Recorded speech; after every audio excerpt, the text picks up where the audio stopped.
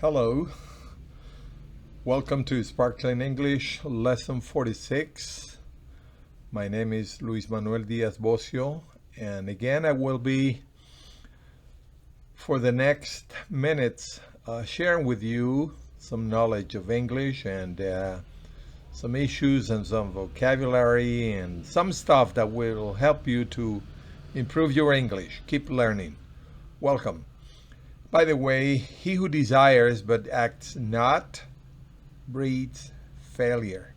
Hola, bienvenidos. Una vez más, mi nombre es Luis Manuel Díaz Bocio y estamos en la lección 46 de Sparkling English. Bienvenidos. Estaré con ustedes en los siguientes minutos compartiendo conocimiento y detalles, vocabulario, etcétera, para el aprendizaje del idioma inglés. A propósito, como pueden leer allí, dice, quien desea pero no actúa, genera fracaso, cría fracaso. Muy bien, bienvenidos. Hoy vamos a empezar con vocabulario, en esta lección 46, y empezamos con la palabra air. El significado es aire. Y como siempre pueden ver en la columna de la mitad la pronunciación de cada una de las palabras del vocabulario. Como les he insistido en varias ocasiones, recuerden, cuando vean una vocal que tiene una rayita encima, significa que tiene la pronunciación original en inglés. Cuando no tiene la rayita, pues tiene una pronunciación distinta a la original, a la de el alfabeto como tal. Entonces, air, aire, bed, cama, clock, reloj de pared o de mesa, no reloj de pulso, que es watch. Reloj de pared o reloj de mesa es un clock. Dark, que significa oscuro. Daily, que significa diario. Dairy, que significa lechería o una vaquería. Flower, que significa flor. Girl, que significa muchacha o niña. Ink, que significa no ink, sino ink, una especie de I hacia E, que es una I corta. Si fuera ink es otra cosa, pero aquí es ink, bien corta. Light, fíjense que la I tiene una rayita encima, entonces se pronuncia como su forma original en inglés, light. La otra es meeting. Observen que la A, tiene la rayita encima, entonces se pronuncia en este caso como una I. Estoy diciendo algo mal. Meeting es la pronunciación. Cuando la I'm sorry, I'm confused. Perdonen, los estoy confundiendo. La que se pronuncia A es la A, pero la E en inglés, su pronunciación original es I. A, E, I, O, U. Entonces, como tiene la rayita, se pronuncia en su forma original, que es I, meeting.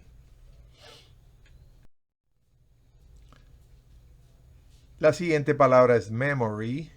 Tengo el from delante porque con ese from significa de memoria, pero si no tiene el from, simplemente es memory. Realmente la O apenas se oye memory, no es memory, no es memory, sino memory. La O es apenas susceptible, apenas se escucha. Mind, que es mente. Necktie, que es corbata. Neglect, que es descuido. El verbo to neglect, que es descuidar. La palabra neighbor, que es vecino. Neighborhood, que es vecindario. Nest, que es nido. Newspaper, que ustedes saben que es periódico. Puede ser newspaper o newspaper. ¿Cómo sé la pronunciación? Bueno, cuando yo esté donde esté, escucho cómo pronuncian. Si donde yo estoy pronuncian newspaper, yo pronunciaré newspaper. Si donde yo me radico pronuncian newspaper, yo pronunciaré newspaper. Nibble, nibble, que significa mordisco. Un mordisco en una fruta, en cualquier cosa, un mordisco, just a nibble.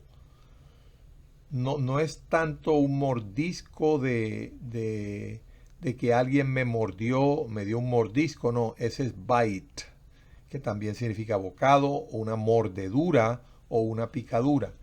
Nibble hace referencia al pedazo de fruta, el pedazo de cualquier cosa que sea mordido. Pero repito, si es un niño que muerde a otro, no es un nibble, es un bite.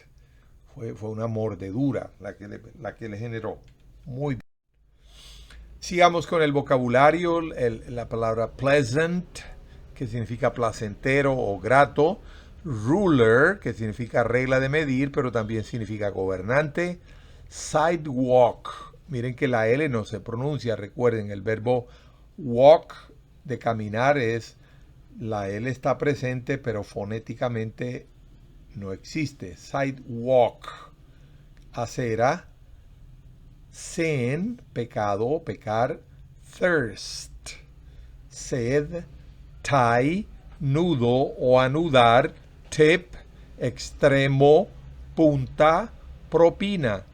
Tool, que significa herramienta. Top, top, que significa cima. Cumbre, cima con C, es decir, la parte superior, o tapa. Toy, que significa juguete. Tour, que significa gira o paseo o un viaje largo. Sigamos con el vocabulario. Vocabulary. Trail, trail, que significa rastro o huella o también una trocha. Translation, translation, que significa traducción. Trifle, trifle, la palabra trifle, que significa baratija, bagatelas, cosas de centavos, ese tipo de cosas, that's a trifle. Trip, que significa viaje, también significa gira, pero también significa un tropiezo, un traspié, trip. She tripped and fell down. Ella se tropezó o dio un traspié y se cayó, trip. También, ya dije, viaje o una gira. Trunk, que significa tronco del cuerpo, pero también significa baúl. Tug, tug, no tug, no tug. Recuerden, la G es gutural, es oclusiva, perdón, la G es oclusiva. Tug, tug, un bloqueo total, no tug, tug, no, tug, tug, que significa tirón o estirón, pero un tugboat significa remolcador. Tugboat, tugboat.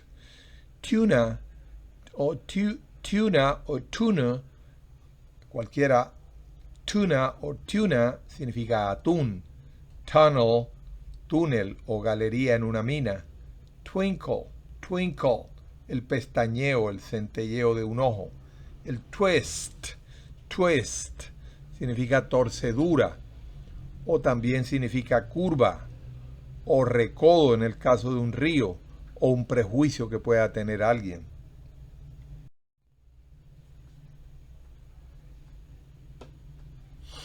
Miremos algunas expresiones comunes en inglés.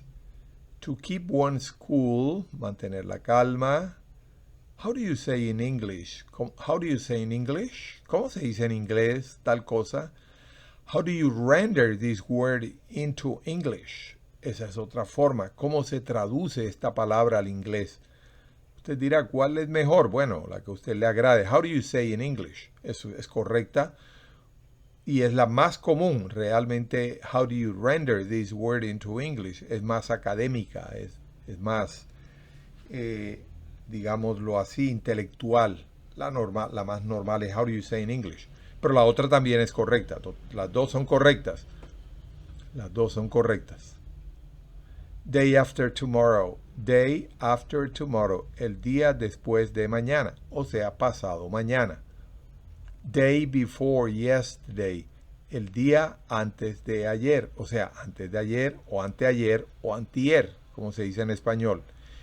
It is true. Es verdad. I think so. Creo que sí.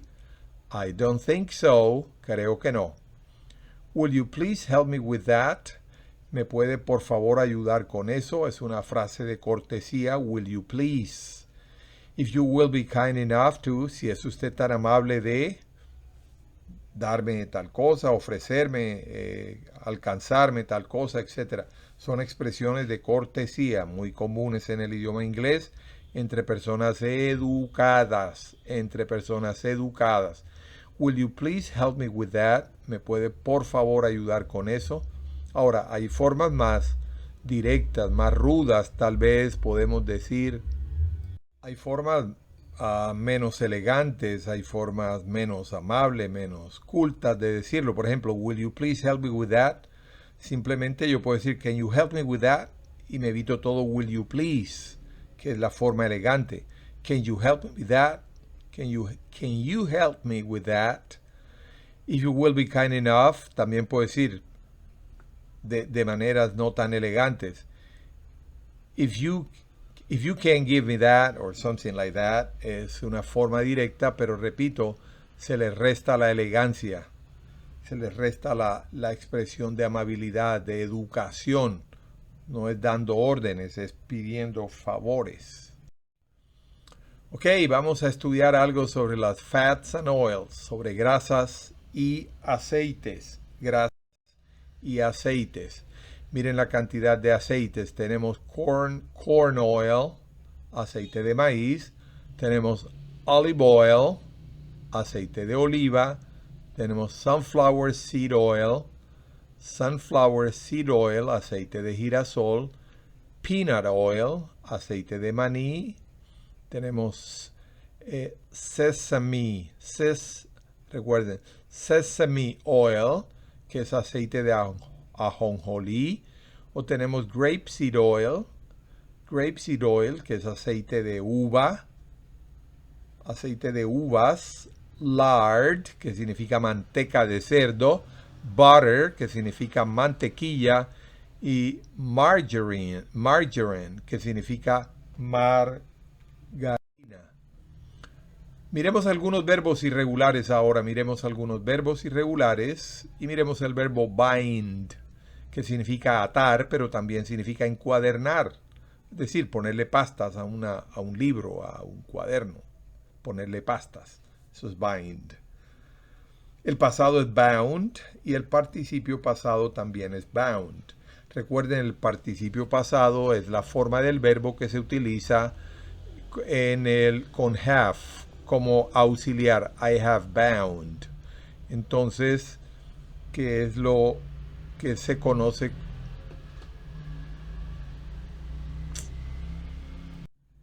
El past participle es el que se utiliza con el presente perfecto. Recuerden, presente perfecto es yo he hecho, yo he visto, yo he traído, yo he partido, yo he dado.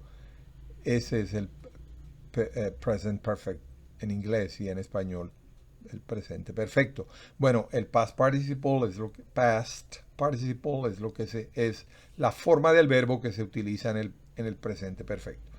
Entonces, el verbo bleed, el pasado es bled y el participio pasado también es bled.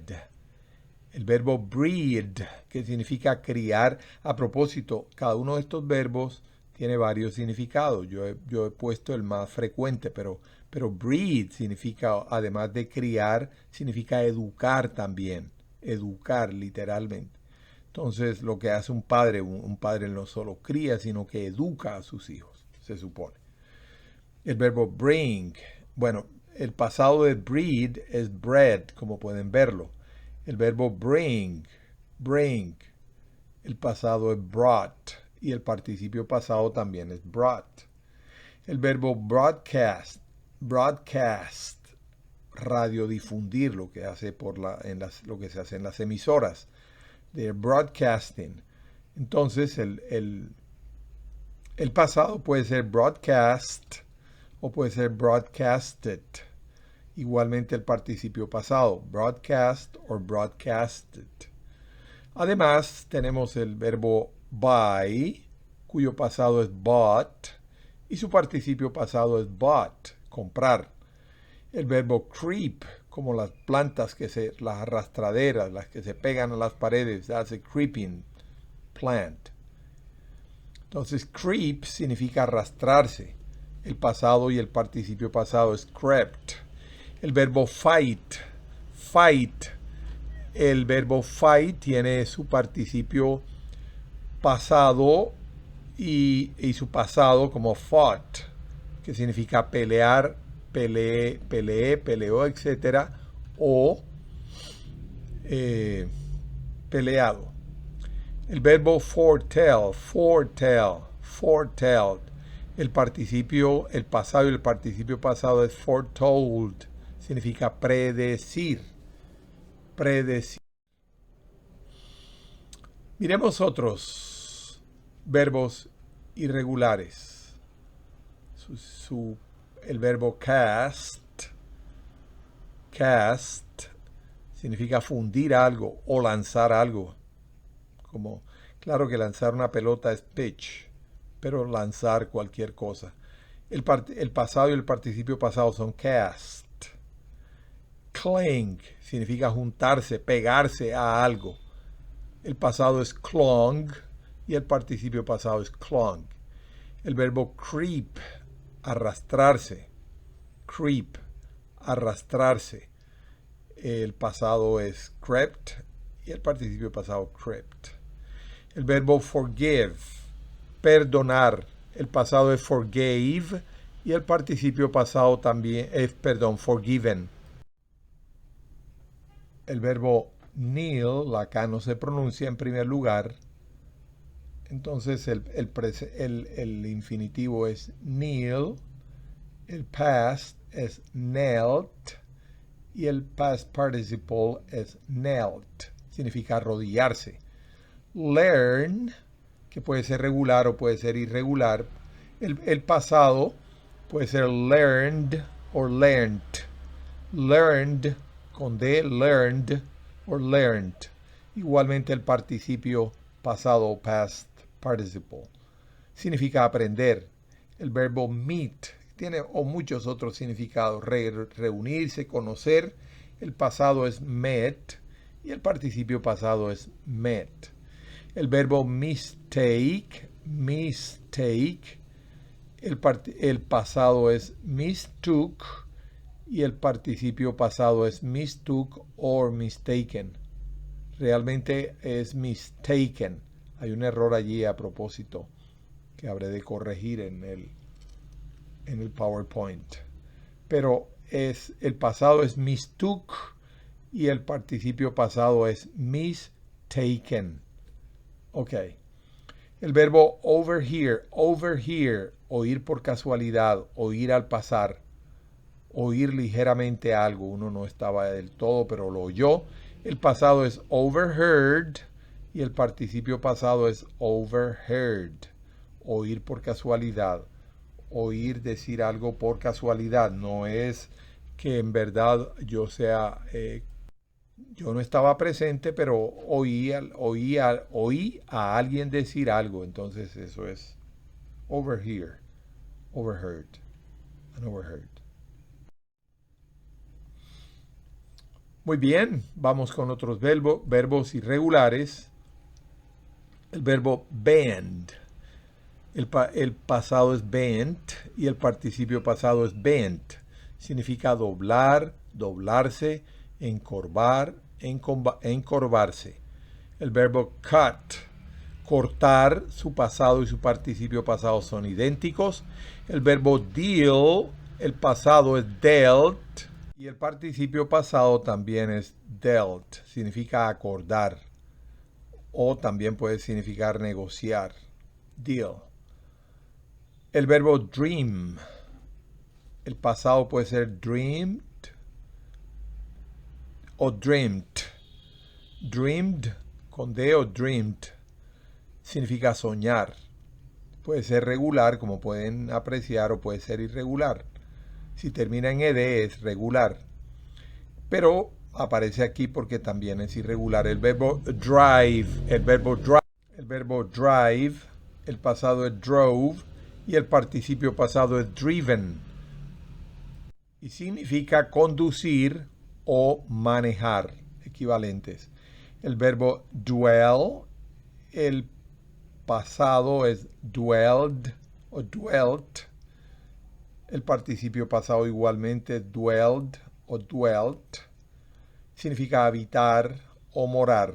El verbo put, poner, tanto su pasado como su participio pasado es put.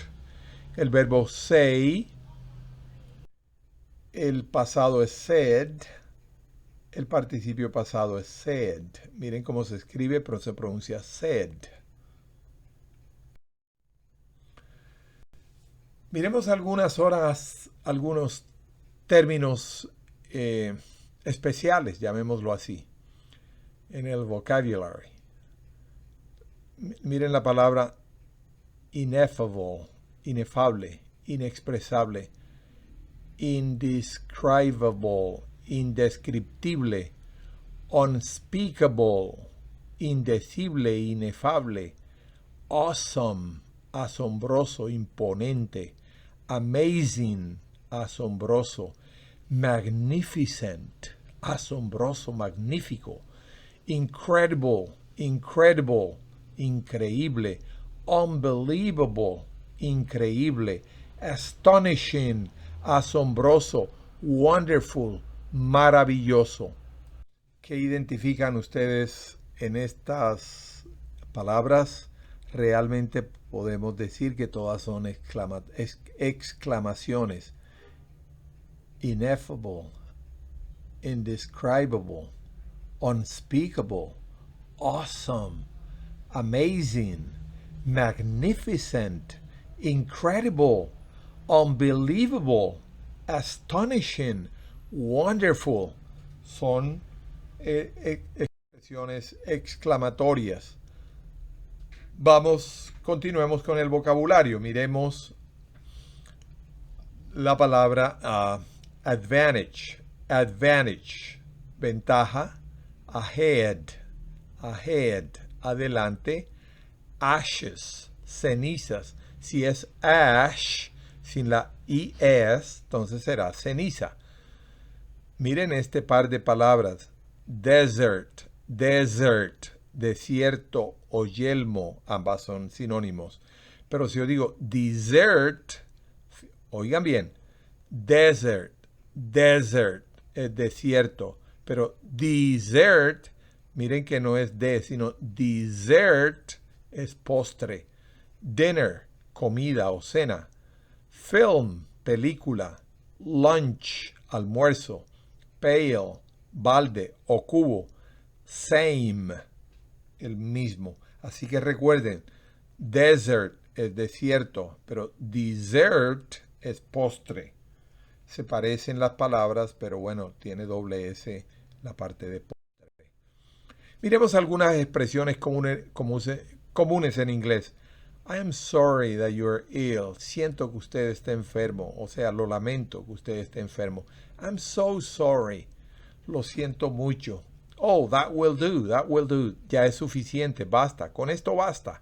That will do. It is all the same to me. Para mí es lo mismo. Me parece lo mismo. It is all the same to me. Just a little bit. Solo un poquito. Just a little bit. To go crazy. Volverse loco. Pero volverse loco en una manifestación. No es locura de sane, sino simplemente una manifestación. To go crazy. Volverse loco. I hope so. Así lo creo. Espero que así sea. Any moment. En cualquier momento. This very moment. No these. No. This very moment. En este mismo o mismísimo momento. all the time, todo el tiempo, continuamente, siempre. Every other day, un día sí y otro no. Every other day, cada otro día, literalmente, every, cada, other, otro, day, día. Entonces, pero no se traduce al español cada otro día, sino un día sí y otro no. Muy bien. Vamos a algunos detalles gramaticales nuevamente. En inglés no existen palabras equivalentes, oigan bien, para expresiones en español tales como decena, veintena, centena, por lo que se usan expresiones tales como there were about, acompaña a 10, entonces ahí lo podemos traducir decena. There were about 10 chairs empty. Había una decena de sillas vacías. Pero también podemos traducirlo, había más o menos 10 sillas vacías. Cualquiera de las dos es correcta la traducción al español. We had around 20 eggs for today. Teníamos una veintena de huevos para hoy. Pero también puede traducirse, teníamos alrededor de 20 huevos para hoy. I have close to 100. I have close to 100 cards of baseball players. Tengo cerca de una centena. Pero también usted puede traducir eso, tengo alrededor de 100 tarjetas de jugadores de béisbol. Pero es correcto traducirlo, tengo cerca de una centena de tarjetas de jugadores de béisbol. Bill comes with a request in the order of 10 hamburgers. Bill viene con un pedido del orden de una decena de hamburguesas. Pero hay alguna excepción. Estamos hablando de decena, pero la palabra docena, no decena, sino docena, esa palabra sí tiene su correspondiente exacto en inglés y es dozen. I'm looking for a dozen of fresh eggs for my mother. Estoy buscando una docena. Si fuera around 10 sería una decena. Estamos, ok. I hope you follow me. Espero que me estén siguiendo. Estoy buscando una docena de huevos frescos para mi mamá. Otra parte de la gramática en inglés, cómo se expresan los múltiplos. Miren cómo se expresan. Once se dice una vez. Twice se traduce dos veces. Three times se traduce tres veces. Four times, cuatro veces. Single, además de significar soltero, también significa simple o sencillo. Double or twofold significa doble. Triple o threefold significa tres veces. Quadruple or fourfold, cuádruple. A hundredfold, céntuplo. A hundredfold, fold. A hundredfold, céntuplo. Miremos ahora los números fraccionarios, cómo se expresan en inglés. Se expresan de la manera siguiente. Fíjense de qué manera se expresan. A half, la mitad o medio. A third, un tercio. A quarter or fourth, un cuarto. A quarter or fourth, un cuarto. Los demás números fraccionarios se expresan como números ordinales, no cardinales. Recuerden la diferencia entre ordinal y cardinal. Cardinal es 1, 2, 3, 4, 5. Ordinal es, ¿se acuerdan qué es ordinal? Primero, segundo, tercero, eso es ordinal. Primero, segundo, tercero y cardinal, 1, 2, 3, 4, etc. Entonces los demás números fraccionarios se expresan como números ordinales. Primero, segundo, tercero, cuarto. En singular o plural, por ejemplo, se escribe 1 sobre 4, se pronuncia 1/4, significa un cuarto. 3 sobre 4 se dice en inglés 3/4, 3 cuartos. 5 sobre 8 se dice en inglés 5/8, 5 octavos. En el caso de los adverbios numéricos como first o firstly significan primeramente, secondly en segundo lugar, thirdly en tercer lugar, fourthly en cuarto lugar. También se puede decir in the first, in the second, in the third, or in the fourth place. En primer, segundo, tercero o cuarto lugar.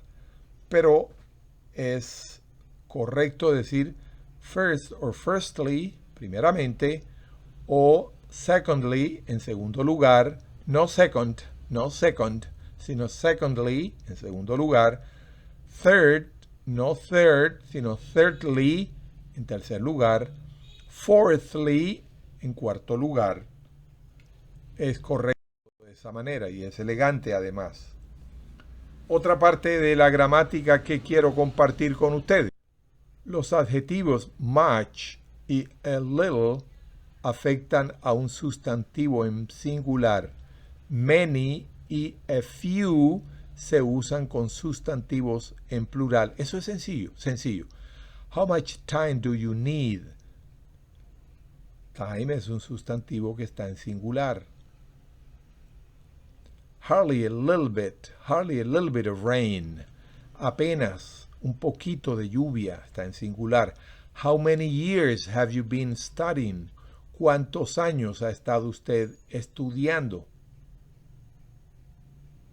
¿O cuántos años hace que estás estudiando? How many years have you been? También se puede formular esa pregunta de otra manera. For how long have you been studying? She lives just a few blocks away from here. Fíjense que lo que está a few, porque a few and many se utilizan con sustantivos en plural. Y después de a few está blocks en plural, away from here. Ella vive solo a unas cuantas cuadras de aquí. Recuerde que much y little se usan con un sustantivo en singular y many y few con un sustantivo en plural. Así que we have few students at night. Tenemos pocos estudiantes en la noche. I have many friends back at home. Tengo muchos amigos. Many friends. ¿Por qué many? Porque le sigue un sustantivo que está en plural. Recuerden, many y a few se usan con sustantivos en plural. Much y a little se utilizan con sustantivos en singular. She has few friends in her neighborhood. Ella tiene pocas amigas en su vecindario. Ahora miremos el adjetivo each, que significa cada.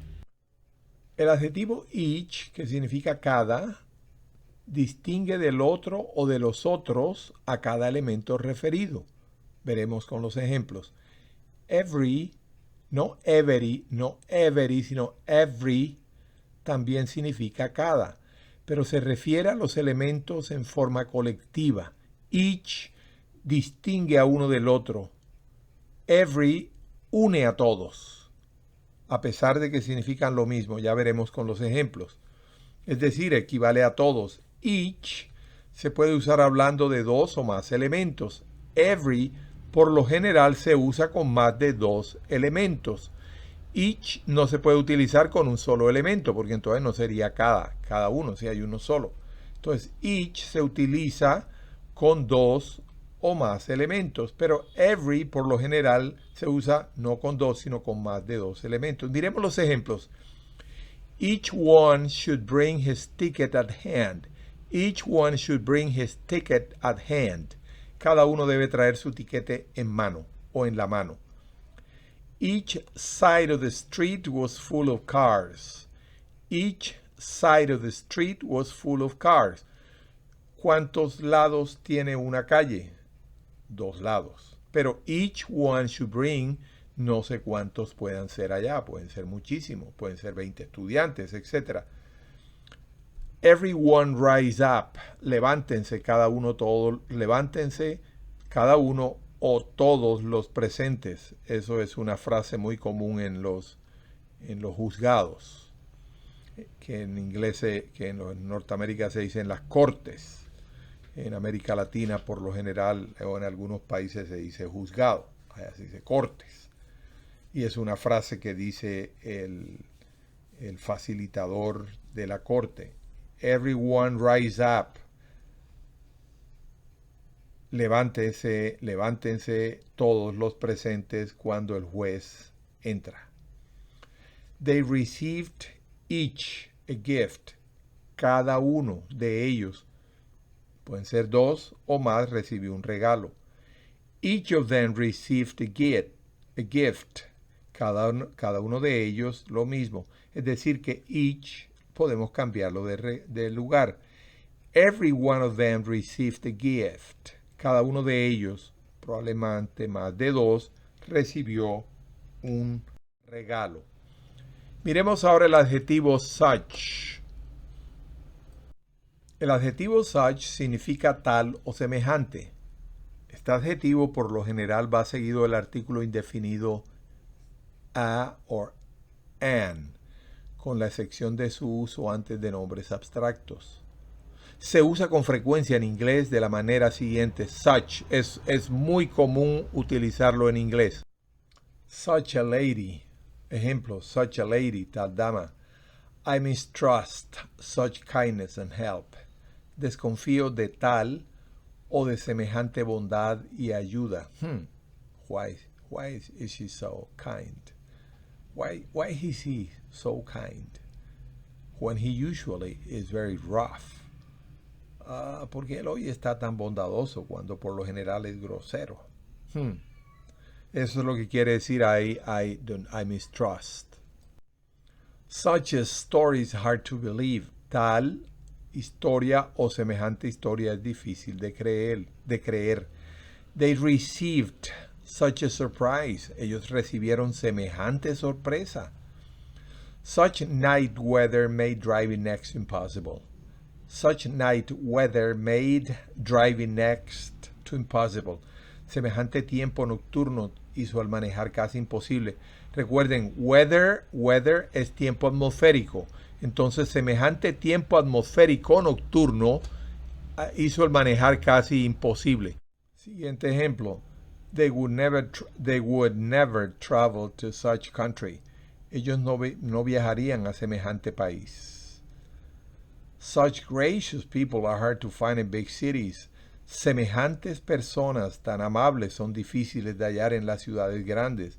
Such gracious people. Gente amable, gracious. You're very gracious. Es una expresión a propósito también de cortesía. You're very gracious. Usted es muy amable.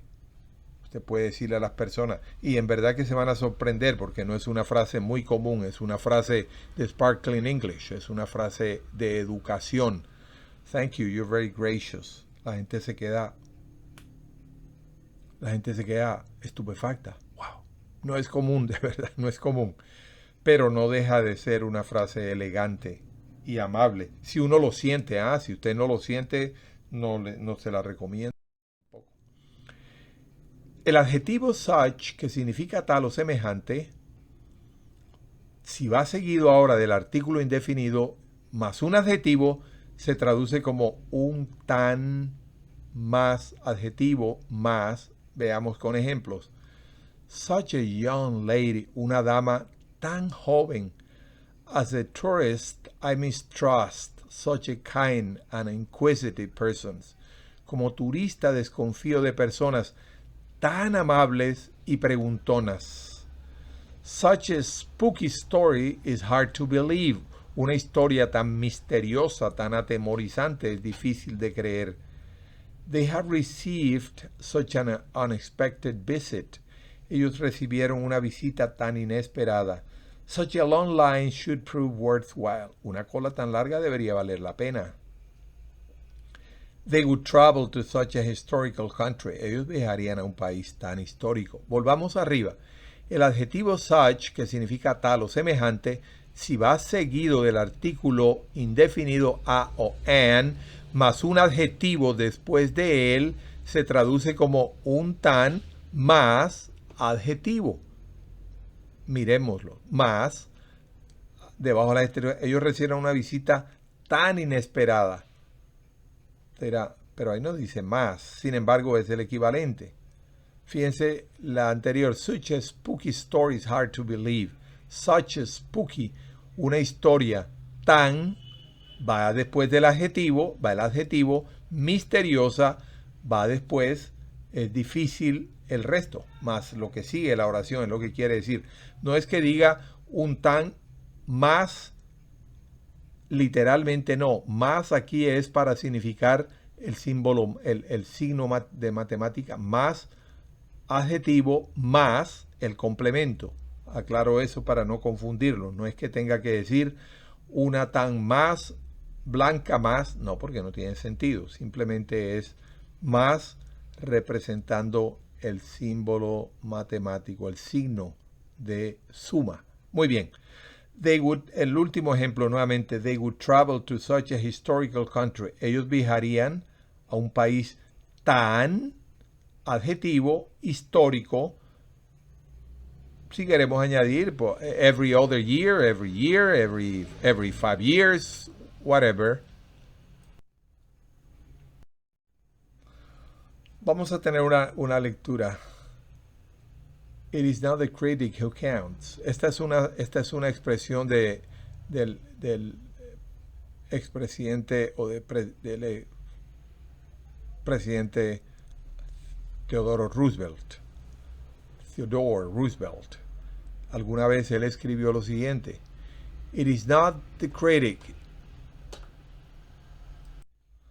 Escribía el presidente Theodore Roosevelt. It is not the critic who counts, not the man who points out how the strong man stumbled or where the doer of deeds could have done them better. The credit belongs to the man who is actually in the arena, whose face is marred by dust and sweat and blood, who strive valiantly. Entre paréntesis, ahí está en el paréntesis fonético la pronunciación, porque es una palabra un poco difícil de pronunciar. Valiantly, who errs and comes short again and again, because there is no effort without error and shortcomings. Who does actually try to do the deed, who knows the great enthusiasm, the great devotion, and spends himself in a worthy cause, who at the worst, if he fails, at least falls while daring greatly. Far better is it to dare mighty things, to win glorious triumphs, even though checkered by failure, than to rank with those poor spirits who neither enjoy nor suffer much because they live in the great twilight that knows neither victory nor defeat. By Theodore Roosevelt. He aquí la traducción, es una declaración muy hermosa. Dice: no es el crítico el que cuenta, no el hombre que señala cómo tropezó el hombre fuerte, o dónde el hacedor de obras podría haberlas hecha mejor. El crédito pertenece al hombre que está realmente en la arena, cuyo rostro está manchado por el polvo, el sudor y la sangre, que se esfuerza valientemente, que yerra y se queda corto una y otra vez, porque no hay esfuerzo sin error y sin defecto. ¿Está oyendo? No hay esfuerzo sin error y sin defecto. No se preocupe porque usted se equivoca en algunas palabras, porque le cuesta memorizar algo. No se preocupe, no hay esfuerzo sin error y sin defecto.